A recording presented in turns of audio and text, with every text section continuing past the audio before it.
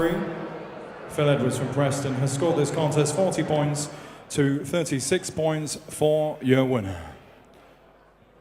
Now undefeated in 6 professional contests from Anclesdale, Canelo Coyne. The Oldham here, VIP TV, down at Oldham Leisure Centre, new Oldham Leisure Centre, with Dale Coyne. Dale, fight number 6 there, and win number 6. Yeah, I mean, it was a tricky kid, coming out late notice. I was meant to be fighting, I think, a small, stocky kid. For it to be changed at 2 days' notice to an awkward southpaw, I think. Dealt with it as well as I could have done. I won every round, so. Yeah, I was like, we're 40-36, no, can't do any better than that, mate, can you? I mean, that's it, yeah. I watched him last week, in fact, he was on the Sky Bill. He was, on the undercard, and he got knocked down in the first round. I'm thinking, oh, but got up, and that kid was a GB squad member, wasn't he? Yeah. Felix. Cash, he's a good dude. Well, everyone's tipping him to be special, mate, he's really struggled with him, especially the last couple of rounds. Yeah, I mean, once he gets his boxing together, he sort of builds off it, so you can't give him any success. Otherwise, I think he fancies the fight.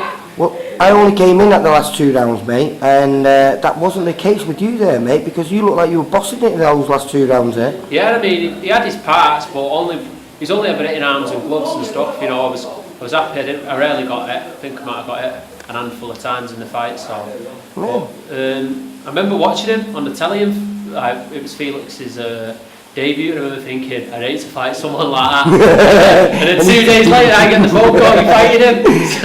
So it's like, but you know, it's good to. I've had 2 southpaws now out of 6 fights. It's good to have that mix of opponents, someone that's awkward like that. Yeah, I must admit, I never liked fighting southpaws.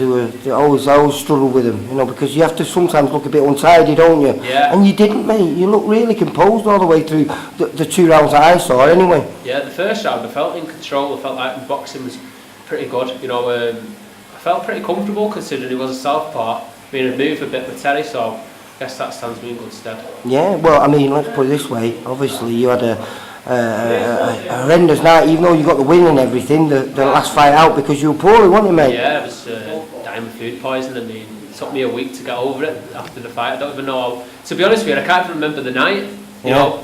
I can't remember getting in the ring. Well, when I came to try and do an interview, you had a bucket of sick by the side of you, mate, and it was full. So, you know, I knew you'd looked, because I spoke to you just before the fight, and you were very subdued and very, you know, and then someone said to me, oh, he's not well. And I thought, oh, right, okay. And obviously, it didn't really show that much. I thought, what did he have it by 1 round? Did you win the fight? Round, but I felt like when I watched it back, I won the first 3 quite comfortably. That's what I'm saying. I thought it was only I mean, you didn't quite have the zip about you that you normally do. Yeah. But for me, it was only the last round where, you know, you looked. Yeah, I was sort of just fighting. You looked the way you felt. Let's put it that way. It was just off instincts. I mean, it was good. I'd say my head movement was probably the best it's been, but that's probably because I had to do it. I couldn't use my feet, so my head movement was quite good off the ropes when I watched it back on the teller. But it'll only do me good, you know. Steve must be happy about that, though, to come through and, you know, tick a few boxes like that, because that's something that you've got to learn to be able to do when you're not feeling 100%, going in there and performing and also delivering. Yeah, it's character building, and going into the fight the day before, I knew it was going to be the hardest fight in my career. Then when I woke up feeling like I did, I thought, now it's like that times 10, you know. I knew it was going to be an hard fight, but there's no doubt I was going to win it. And the same with Steve, he said to me, if I didn't think you could win it, I wouldn't put you in. I wouldn't put you in. You know, I'm not going to put you in at that sort of disadvantage. But and how did Steve feel about that performance then, anyway?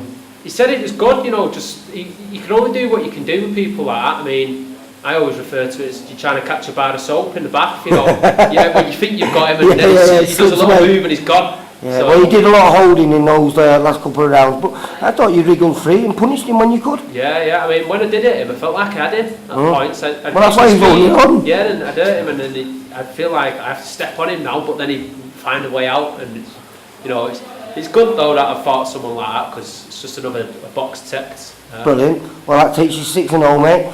When's next, mate? Do you know? I don't know, mate. I know one thing, that I'll be in Tenerife. In about a week's time, so I'm not really thinking about the next date, but when we get in we'll be ready, and we'll just take it step by step. Nice one, kiddo. Alright, well, hopefully I'll see you in a few weeks. Thank you, mate. Take care, Dale. Bye.